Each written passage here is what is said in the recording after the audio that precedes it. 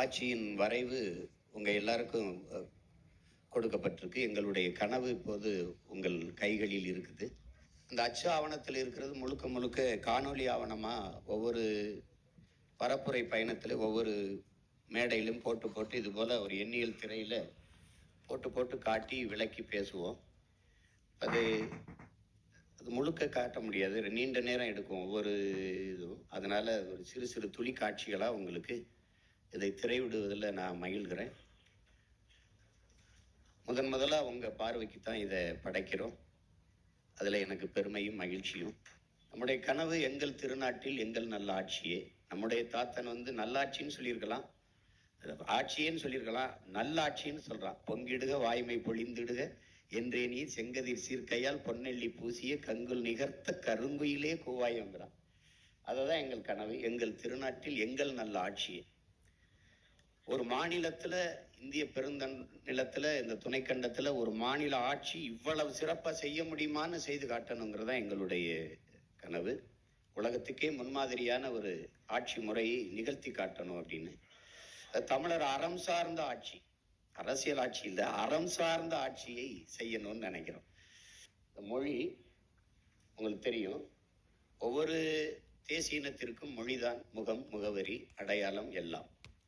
மொழிதான் கலை, இலக்கியம், பண்பாடு, வழிபாடு, வரலாறு, அறிவியல், அரசியல் எல்லாமே மொழிதான். அப்ப மற்றவர்களுக்கு மொழி ஒரு தொடர்பு கருவி,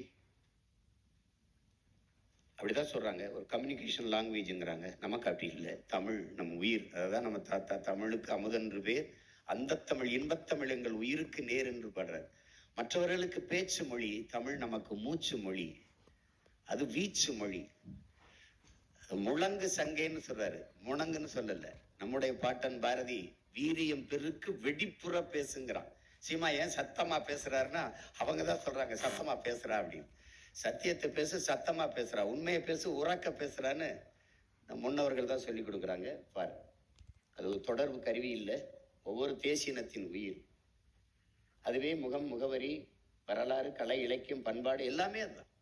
ஒரு மொழி இல்லைன்னா ஒன்றும் இல்லை. எல்லாம் மொழி வச்சுதான் அடிப்படையிலே ஒரு இணையம் வரையறுக்கப்படுது, எல்லாமே உருவாகுது. இப்போ உலகெங்கிலும் மொழி வழியே தான் தேசிய இனங்கள், நிலங்கள் பகுக்கப்படுகிறது, பிரிக்கப்படுகிறது. உதாரணமா, நீங்க மானுடனை கணக்கிடும் போது, ஒரு மனிதனை கணக்கிடும் போது சாதி மதம் அடையாளம் ஆகாது, மொழி இனம் தான், மொழி தான். நீ யாருன்னா நீங்க என்ன மொழியில பேசுறீங்கன்னு பார்க்கத்தான். ஐ எம் பிரிட்டிஷ் கிடையாது, ஐ எம் கிறிஸ்டின் கிடையாது, I am English, I am French கிடையாது, ஐ எம் கிறிஸ்டின் கிடையாது, ஐ எம் பிரெஞ்சு. அப்படிதான் அறிமுகப்படுத்துவான். அததான் தர்வீஸ் சொல்றான். எழுதுங்கள் என் நெற்றியில் நான் இஸ்லாமியன் என்று நான் முழக்கத்தை முன்வைக்கல, எழுதுங்கள் என் நெற்றியில் நான் அரேபியன் என்று, அப்படிதான் சொன்னான். அதைதான் நாமளும் சொல்றோம், நாங்கள் தமிழர்கள் என்று நம்ம அதான் சொல்றோம். சாதி மதமும் அடையாளம் அல்ல, மொழி இனம்தான், மொழிதான் அடையாளம். அதான் சொல்லுது உலகங்கள். இப்ப நீங்க ஐரோப்பால எல்லா நாடுகளும் ஒரே மதத்தை தான் பின்பற்றுது. ஐரோப்பா ஒன்றியம் முழுக்க ஒரே மதம் தான், கிறிஸ்துவம் தான். பிறகு ஏன் இத்தனை நாடுகள்? மொழி வழியே தேசிய இனங்கள், நீளங்கள், மொழி வழியே தேசிய இனங்கள், நீளங்கள். இந்தியாவிலிருந்து பாகிஸ்தான் பிரியறதுக்கு காரணம் என்ன? காரணம் என்ன? மார்க்கம். ஓர் இறை, ஒரு வழி, நபிகளின் மொழி, அந்த வழியே பிரிந்து சென்ற ஒரு நாடு. அங்கிருந்து பங்களாதேஷ் நேயம் பிரியுது. உருது ஆட்சி மொழின்னு என் மொழி என்னானதுன்னு முஜிபுர் ரஹ்மான் டாகா பல்கலைக்கழகத்தில் படித்துக் கொண்டிருந்தவன் கிளர்ச்சி செய்ய, உன்மொழி உருது, என் மொழி வங்கம்னு மொழி வழியே தேசிய இனங்கள், தன் தாய் மொழியிலேயே பங்களாதேஷ் என்று நாடு உருவாயிடுச்சு. இதான் அடிப்படை. உலகங்களும் இதான் வரலாறு. இந்தியாவிலே பல்வேறு மாநிலங்கள் பிரிக்கப்பட்டிருக்கு, சாதி வழியே மத வழியே இல்லை, மொழி வழியே தேசிய இனங்கள், நிலங்கள். அது கேரளா, மலையாளிகளுக்கு கேரளா, தெலுங்கர்களுக்கு ஆந்திரா, கன்னடர்களுக்கு கர்நாடகா, அப்படிதான் பிரிக்கப்பட்டிருக்கு. மகாராஷ்டிரால ஒரே மதம் தான், பெரும்பான்மை மதம் இந்து தான். அப்ப பிறகு ஏன் குஜராத் போகணும்? நீ மராட்டி, நான் குஜராத்தி, அவ்வளவுதான். அப்ப அதை தாண்டி உலகிலே முதன்மொழி, மூத்த மொழி தமிழ். அது வரலாற்றில் பல்வேறு பேர் அறிஞர்கள் நிறுவியிருக்கிறாங்க. அமெரிக்கான் மொழியியல் ஆய்விங்கிற அலைஸ் கொலியர் கூட உலகின் மாந்தன் பேசிய முதல் மொழி தமிழ் என்கிறார். இப்ப காலப்போக்கிலே தமிழ் மொழி பாருங்க. ஜப்பானிய மொழிகள் ஆய்வறிஞர் சுஷ்மா ஓனா என்ன சொல்றாருன்னா, 2000 ஆண்டுகளுக்கு முன்பு இந்தியாவில் இருந்து எங்களுக்கு விவசாயம் வேளாண்மை எப்படி செய்வது என்று கற்றுக் கொடுக்க வந்தார்கள். அவர்களின் மொழியிலிருந்து கலை சொற்கள், உயிர் சொற்களை, வேர் சொற்கள் எடுத்து எங்கள் மொழியை செழுமைப்படுத்திக் கொண்டோம். நம்ம படிக்கிறோம் மாசானுக புக்காக்க ஒற்றைவைக்கோள் புரட்சியில் அவர் தான் நவீன விஞ்ஞானத்திலிருந்து வேளாண்மையை வளர்த்தாருன்னு. அவர் பரம்பரைக்கு வேளாண்மை எப்படி செய்யறதுன்னு கற்றுக் கொடுத்தவன் நம்ம முன்னோர்கள்னு அவரே சொல்றாரு, சுஷ்மா கூடவே சொல்றாரு.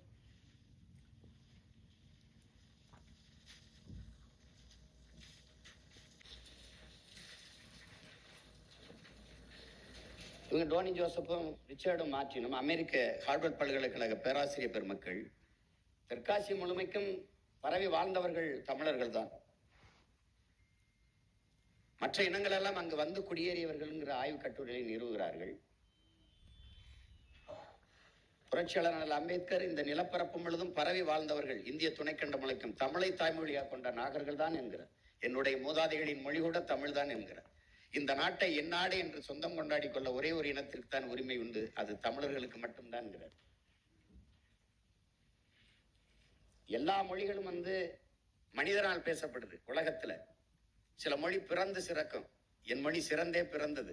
இயற்கையின் மொழி, இயற்கையின் மொழி. ஏன்னா அது ஆதி மொழி. ஆதியில் காடுகளில் மனிதன் வாழ்ந்த போது அவன் எழுப்பிய ஒளியில் இருந்து ஆ ஏ ஓ தொலை தூரத்திற்கு அழைக்க அவன் எழுப்பிய ஒளி இன்னும் தமிழ்ல இருக்குது. ஆ ஏ ஐ ஓ அதெல்லாம் இன்னும் இருக்குது. அதனாலதான் ஆதி மொழி தமிழ் என்று அறிஞர்கள் வரையறுக்கிறாங்க.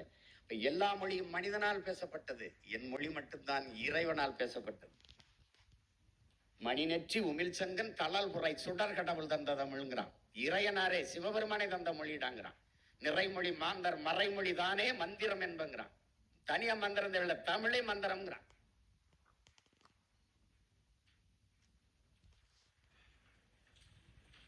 இறையனாரும் எம்பெருமான் முருகவேலும் அகத்தியரும் கட்டி காத்த தமிழ் சங்கம்ங்கிறான். நக்கீர பெரும்பாலும் நக்கீர நம்ம பாட்டுன்னு பாடுறான். அப்ப இறையனாரே தந்தது. காமம் செப்பாது கண்டது மொழியுமோ என்று கொங்குதேர் வாழ்க்கை அஞ்சிரை தும்பி என்ற செய்யுளை எழுதி கீழே இறையனார்னு தான் கையெழுத்து இருக்கு, படிச்சவங்களுக்கு தெரியும்.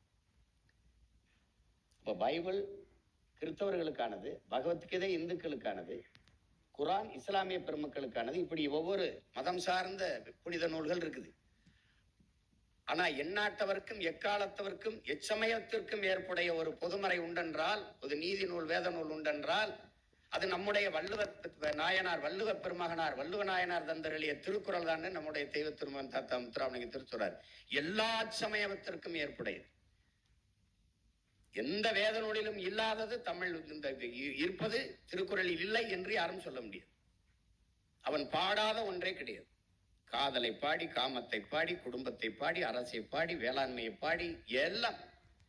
நாங்கெல்லாம் ஒரு கோட்பாட்டை புதிதாக வகுத்து கொள்ளல, அவனே வகுத்து தந்துட்டு போயிட்டான். குடிதலி கோலோச்சு மாநில மன்னன் அடிதொலி நிற்கும் உலகு முறை செய்து காப்பாற்றும் மன்னவன் மக்களுக்கு இறை என்று வைக்கப்படும். உருவசியும் ஓவாப்பினியும் செருவகையும் சேராது இயல்வது நாடு. எல்லாம் பாடி தந்துட்டு போயிட்டான். மணி நீரும் மண்ணும் மலையும் அணிநிலர் காடும் உடையது அரண். அஞ்சாமை ஈகை அறிவு ஊக்கம் இன்னான்கும் எஞ்சாமை வேந்தருக்கு அழகு. வகுத்து இதன்படி நின்று ஆட்சி செய்டான்ட்டான். கடைசியா எனக்கு என்ன சொல்றான்? நல்லாண்மை என்பது ஒருவருக்கு தான் பிறந்த இல்லாண்மையாக்கி கொள்ளல். வீட்டையும் நாட்டையும் நீ ஆள்ற மாதிரி பார்த்துக்கடா, அதாண்டா நல்ல ஆண்மகனுக்கு அழகுன்ட்டான். அந்த மொழி உலகில் இந்த மொழிகள் எல்லாம் தோன்றுவதற்கு முன்பு இறைமகன் இயேசு தோன்றி 500 ஆண்டுகளுக்கு பிறகுதான் ஆங்கிலம் வருது. ஆனால் 5000 ஆண்டுகளுக்கு முன்னாடி என் மொழியின் மூத்த மொழி, என் மொழியின் தொன்மை இலக்கணம் இருக்குது. 5000 ஆண்டுகளுக்கு முன்னாடி இலக்கணம். ஒரு மொழி இலக்கண இலக்கியம் காணுதென்றால் எவ்வளவு தொன்மையா இருக்குன்னு பாருங்க. தொல்காப்பியனே சொல்றான், என்பனார் புலவர் என்று 100 இடத்துக்கு மேல பாடுறான். அவனைதான் நம்ம ஆதின்னு நினைக்கிறோம். அவன் சொல்றான் எனக்கு முன்னாடி அப்படி என்று 100க்கும் மேற்பட்ட இடங்கள்ல குறிப்பிட்டார் என்பனார் புலவர் என்று. அப்ப அதுல இருந்து நம்ம மொழியினுடைய தொன்மத்தை நீங்க அறியலாம். இந்த தொல்காப்பியனுக்கு தமிழ் சொல்லிக் கொடுத்தவன் யாரு? இன்னைக்கு பல்கலைக்கழகங்களை நம்ம ஆய்வு செய்யறோம், திருக்குறளை படித்து இன்னைக்கு பேசுறோம். எழுசீர்ல ஒரு சொற்பிழை பொருள் பிழை எந்த பிழையும் இல்லாம ஒருத்தன் எழுதியிருக்கான. அவனுக்கு தமிழ் படிப்பிச்சவன் யாருன்னு தேடினீங்கன்னா நம்ம மொழியின் ஆழம் உங்களுக்கு தெரியும். இந்த மொழி என்பது மனிதனின் உழைப்பிலிருந்து தோன்றியதுங்கிறார் மார்க்ஸ்.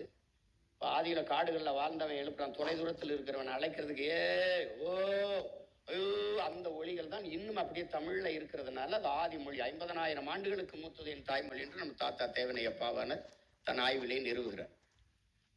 அதாவது நம்முடைய தாத்தா பாவலரேறு முன்னன் தோன்றிய நிலத்தில் மூத்தவர், மூத்த தமிழ்மொழி குணர்வில் மூத்தவர், தென்னன் பாண்டியன் குமரி குடிமயர், திசையெல்லாம் பரந்துலகை அளந்தவர், இன்னரும் இயலிசை நாடகமையாத்தவர், எந்திசை வாய்மையால் ஆண்டவர், இந்திய நாவலன் தேயத்து இறைமையர், என்ன வியப்படா இவர்கள் தமிழர்கள்ங்கிறார். வளர்ந்தரு வான்முகில் மலையிடை வாழ்க்கை தொடங்கியவர், வளர்ந்தரு குறிஞ்சியிலே காதலை உணர்ந்தவர், தேனுவில் முல்லை மருதம் நெய்தலை தீர ஆய்ந்த நல் இல்லறம் வகுத்தவர், காந்தரு பொருளையும் கலனியும் கண்டவர், கடலின் பரப்பையும் கடந்தையில் சென்றவர், ஏன் தம்பி தெரியுமா இவர்கள் தமிழர்கள்ங்கிறார். அப்படிப்பட்ட மொழி நம் மொழி என்பதை உலகில் நன்கு கட்டமைக்கப்பட்ட மொழி, நன்கு கட்டமைக்கப்பட்ட மொழி, சீராசை யாப்பு சந்தம் தொடை என்று நன்கு கட்டமைக்கப்பட்ட உலக மொழியில் உலக மொழி தமிழ். எந்த மொழியின் துணையும் இன்றி தனித்து இயங்கக்கூடிய உலகில் ஒரே மொழி உயர்தனி செம்மொழி தமிழ்தான். எந்த மொழி, இது ரிமோட் எனக்கு இயக்கி, இது மைக் எனக்கு ஒளி வாங்கி, அது ஸ்பீக்கர் ஒளி பெருக்கி, இது கேமரா ஒளிப்பதிவு கருவி, அது டிவி எனக்கு தொலைக்காட்சி, இது டிஜிட்டல் ஸ்கிரீன் எண்ணியல் திரை, எல்லாவற்றுக்கும் கலை சொற்கள் வேர்ச்சொற்களை உயிர் சொற்களை வைத்த ஒரே மொழி உலக மொழி தமிழ்தான். அப்படிப்பட்ட பேசிக்கொண்டே போகலாம், இது சுருக்கமா சொல்றேன். அப்படிப்பட்ட என் தாய்மொழியின் நிலை இன்னைக்கு என்னன்னு பாருங்க. பயன்பாட்டு மொழியா இல்ல, பண்பாட்டு மொழியா இல்ல, வழிபாட்டு மொழியா இல்ல, வழக்காட்டு மொழியா இல்ல, பயிற்று மொழியா இல்ல, பேச்சு மொழியா இல்ல. தமிழன் நாக்கில் வாழாத தமிழ் நாட்டில் எப்படி வாழும் பாருங்க. ஆட்சி மொழி அதிகார மொழி எந்த இடத்திலும் இல்லை. திருமண அழைப்பிதழ்ல கூட இல்லை. அதிகார மொழியா இல்லை, ஆட்சி மொழியா இல்லை, எங்கும் இல்லை. எமது பாட்டு யாமறிந்த மொழிகளிலே தமிழ் மொழி போல் இனிதானது எங்கும் காணோங்கிறான் எங்க பாட்டன் பாரதி. அவன்கிட்ட திருப்பி சொல்றான் அவன் பிள்ளை, ஆமா பாரதி எங்கேயும் காணும். மணக்க வரும் தென்றலிலே குளிராயில்லை, தோப்பில் நிழலாயில்லை, தனிப்பெருதாம் துன்பம் இந்த தமிழகத்தின் தமிழ் தெருவில் தமிழ்தான் இல்லைன்னு வருந்தி பாடினான் புரட்சி பாவலன். பாருங்க, தமிழன் பண்டிகைக்கே ஹாப்பி பொங்கல் தான், பொங்கல் வாழ்த்துக்கள்னு கூட எழுதுறது இல்லை. அப்ப நம்ம எப்படி இருக்குது பாருங்க. இங்க பாருங்க, இதை கவனிங்க கொஞ்சம். அது என்ன எழுதிருக்குன்னா, இங்க பாருங்க, டிஃபன் சென்டர், அதே டிஃபன் சென்டர், எழுத்து தமிழ்ல இருக்கு, உச்சரிப்பு ஆங்கிலம். இதுதான் தமிங்கிலம், தங்கிலீஷ். இப்ப பாருங்க, அடுத்து பாருங்க, அடுத்த ஒரு இதை பாருங்க. சூப்பர், இந்த பாருங்க போட்டு பாருங்க. பிளஸ்னா பிளஸ் தான், அப்படியே அந்த தமிழ் எழுத்துல பாலாஜி பிளைவுட் டிம்பர், கீழே பாலாஜி பிளைவுட் டிம்பர். அப்ப என்னன்னா, தமிழை ஆங்கிலத்தில் எழுதுறது, ஆங்கிலத்தை தமிழ் எழுதுறது, இதுதான் தமிங்கிலம். இவர்கள் இதுவரை கடைபிடிச்ச இருமொழி கொள்கையை அன்பு உடன் பிறந்தார்களே, இதுதான். தமிழை ஆங்கிலத்தில் எழுதுறது, ஆங்கிலத்தை தமிழ் எழுதுறது இருமொழி கொள்கை. எப்படிப்பட்டது பாருங்க. 50,000 ஆண்டுகளுக்கு மூத்த ஒரு உலகின் தலை சிறந்த மொழியை, ஆகச் சிறந்த இலக்கியங்களை கொண்ட ஒரு மொழியை, கேரள கவிஞன் ஆற்றூர் ரவிவர்மா சொல்றான், உலகத்திலே ஆகச்சிறந்த இலக்கியங்களை படிக்கிற வாய்ப்பு தன் தாய்மொழியில படிக்கிற வாய்ப்பு கிரேக்கர்கள், சீனர்கள், அதையும் தாண்டி இந்தியாவில் தமிழர்களுக்கு மட்டும்தான்டா இருக்கு. அந்த மொழி என் தாய்மொழிக்கு, தாய்மொழி என்பதில் எனக்கு பெருமைங்கிறார் ஆற்றூர் ரவிவர்மா. அந்த மொழி எப்படி எழுதிருக்கான்னு பாருங்க. இதைத்தான் இந்த தமிழகத்தின் தமிழ் தெருவில் தமிழ்தான் இல்லைன்னு சொல்றது காரணம் அதுதான். அவர் பாடுறது இங்க பாருங்க, மம்தா எலக்ட்ரிக்கல்ஸ், அது மம்தா எலக்ட்ரிக்ஸ், அது சொல்லிக்கிட்டே போகலாம் உங்களுக்கு. கோல்டன் ஜூபிலி அபார்ட்மெண்ட்ஸ், அது சின்னதா போட்டுட்டு இங்கிலாந்து நாட்டில் ஏதோ ஒரு ஓரத்தில் வாழ்ற மாதிரி பாருங்க. கோல்டன் ஜூபிலி அபார்ட்மெண்ட்ஸ் எவ்வளவு பெருசு, அங்க கோல்டன் ஜூபிலி அபார்ட்மெண்ட்ஸ். இதை எழுதாம இருந்தா என்ன, எதுக்கு எழுதணும்? அப்ப என் அன்னை தமிழை நீ எவ்வளவு அவமதிக்கிற? நீ தமிழகத்தின் தமிழ் தெருவில் தமிழில் ஆணையம் வச்ச முழக்கமான எங்கும் தமிழ் எதிலும் தமிழ் எங்க இருக்கு? வீழ்வது நாமாக இருந்தாலும் வாழ்வது தமிழாக இருக்கட்டும், அப்படி வந்தது. இன்னைக்கு வீழ்வது தமிழாக இருந்தாலும் வாழ்வது நாமாக இருக்கட்டும் நிலைமைக்கு மாற்றி என் தாய் நிலத்திலே என் தாய் மொழி சிதை தள்ளிக்கப்பட்டுருச்சு. இது Tiruppur cotton, new hair life, bike parking செல்லும் வழி பார்த்துக்கிறங்க. சுமால் பஸ் தான், சிற்றுந்தெல்லாம் கிடையாது. அந்த இதை பார்த்தீங்கன்னா, அந்த பேருந்துல சிற்றுந்துன்னு சின்னதா போட்டிருப்பான். போனா போகுது, தமிழங்க கொஞ்சம் பேர் இருக்காங்க. அது நம்மள என்னை மாதிரி ஆளுகளுக்கு நினைக்கிறேன். இங்க பாருங்க, அரசு எழுதியிருக்கு பாருங்க, மதுரை ஐ போட்டுருச்சு, அப்புறம் ஒரு காதல் குருவி போட்டுருச்சு, அப்புறம் மதுரை அரசு எழுதியிருக்குது. முதல்வரே சொல்றாரு, ரெயின்போனே எழுதுங்கன்ட்டு. தமிழ்ல வானவில்னு எழுத சொல்ல, தமிழ் வளர்க்குறாங்க.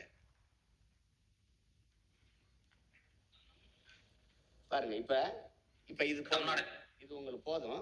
பேச்சு பேச்சு எப்படி பேசுறோம் பாருங்க, எப்படி பேசுறோம் பாருங்க. வம்படி ஆங்கில சொற்களை கலந்து, உங்களுக்கு தெரியாது, 20 விழுக்காட்டு சொற்களை தமிழ் இங்கிலீஷுக்கு பிச்சை போட்டிருக்கு, ஆங்கிலத்துக்கு பிச்சை போட்டிருக்கு.